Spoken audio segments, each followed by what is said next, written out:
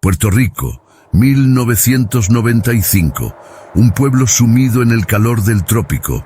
El sol se oculta entre montañas verdes, pero algo más despierta con la caída del día. El chupacabras. Una criatura sin rostro. Un depredador que ataca en la noche. Silencioso, letal. En 1995, algo despertó en las montañas de Puerto Rico. Algo que no era humano. ¿Qué es el chupacabras? ¿Un experimento militar? ¿Un ser de otro mundo? ¿O simplemente una leyenda que se niega a morir? Prepárate para descubrirlo. El chupacabras, el terror nocturno de Puerto Rico. Hay historias que nacen en la oscuridad y hay oscuridades que se alimentan de historias. Puerto Rico, 1995, un pueblo sumido en el calor del trópico. El sol se oculta entre montañas verdes, pero algo más despierta con la caída del día. Una criatura jamás vista antes, sin nombre, sin explicación. Un cazador silencioso que no dejaba rastro. Solo cuerpos secos, ojos congelados por el terror y marcas punzantes como de colmillos, pero sin sangre. ¿Qué fue lo que acechó a Puerto Rico aquella primavera? Una bestia ancestral, un experimento militar, una entidad llegada de las estrellas. Prepárate para entrar en la historia más temida de la isla, el misterio sin rostro, el depredador del folclore moderno. Este es el chupacabras. Puerto Rico, isla del encanto, un paraíso caribeño rodeado de mar azul, cocoteros y colinas esmeraldas. Pero bajo esa belleza natural se ocultan siglos de historias no contadas. Ubicada en el corazón del Caribe, Puerto Rico es un territorio lleno de contrastes, tradición e innovación, espiritualidad y ciencia, calor tropical y sombras de lo desconocido. En los años 90, Puerto Rico enfrentaba tiempos de incertidumbre, crisis económica, desconfianza en las instituciones y rumores persistentes de operaciones militares secretas en la isla. En pueblos rurales como Canóvanas, la noche era una presencia viva. Los agricultores aún miraban el cielo y las montañas con respeto y temor. Mucho antes del primer ataque, ya se hablaba de la cosa, una figura entre los árboles, un susurro en las hojas, una sombra al borde del campo. Pero nadie estaba preparado para lo que vendría después, porque lo que ocurrió en 1995 no solo sacudió al pueblo, sino que se convertiría en una de las leyendas urbanas más escalofriantes de América Latina. El primer ataque. Marzo de 1995. En una finca al borde de Canóvanas, un granjero camina entre sus animales, pero algo no está bien. Las cabras están inmóviles, silenciosas, demasiado silenciosas. Lo que encuentra parece sacado de una película de horror. Más de 20 cabras yacen en el suelo, todas muertas, pero sin heridas visibles, sin signos de pelea, sin una gota de sangre. Lo que parecía un incidente aislado se convierte en una epidemia. Días después, nuevos reportes surgen desde otros puntos del municipio. Gallinas, conejos, vacas, todos hallados del mismo modo, sin sangre, con pequeñas incisiones circulares y una expresión de absoluto terror en el rostro.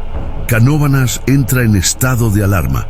El alcalde, preocupado por el pánico creciente, ordena patrullas armadas. La policía peina los campos, pero cada noche el chupacabras vuelve. Los medios nacionales se apoderan del caso. Puerto Rico se convierte en el epicentro de un misterio biológico, una plaga, un asesino ritualista o algo peor.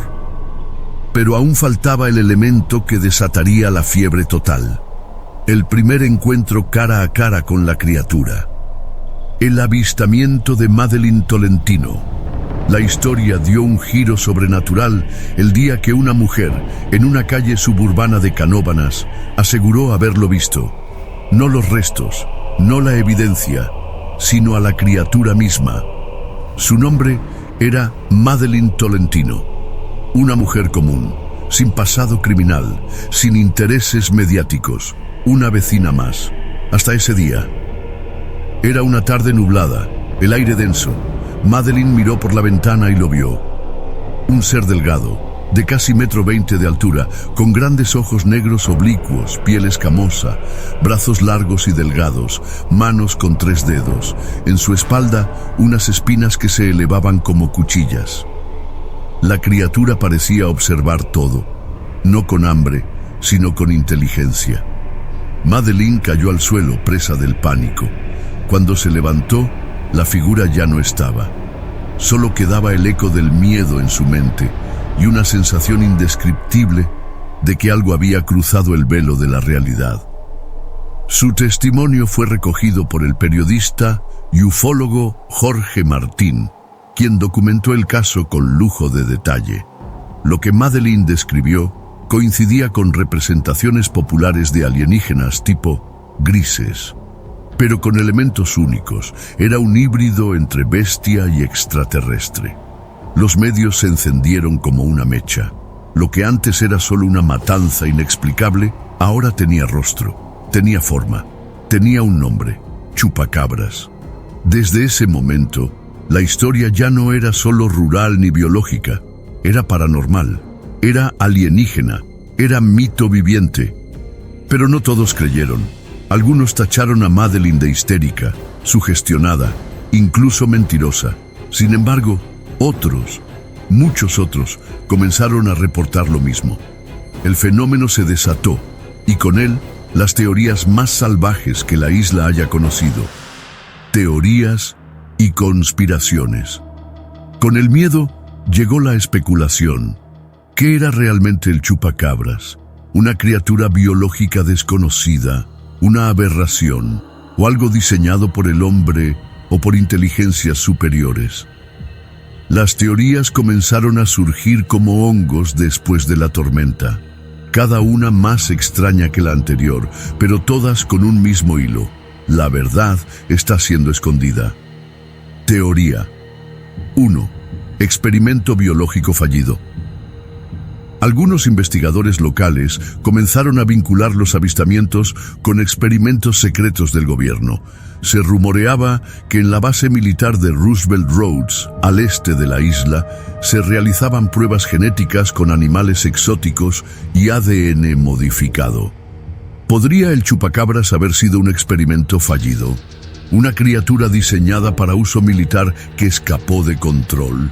Testigos afirmaban haber visto helicópteros sin insignias sobrevolando zonas de ataques.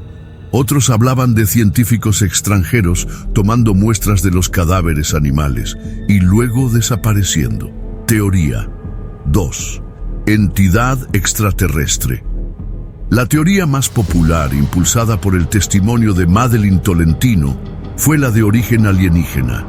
El chupacabras no sería un ser terrestre, sino una entidad biológica avanzada, enviada desde otro mundo, ya sea como explorador, depredador o incluso recolector.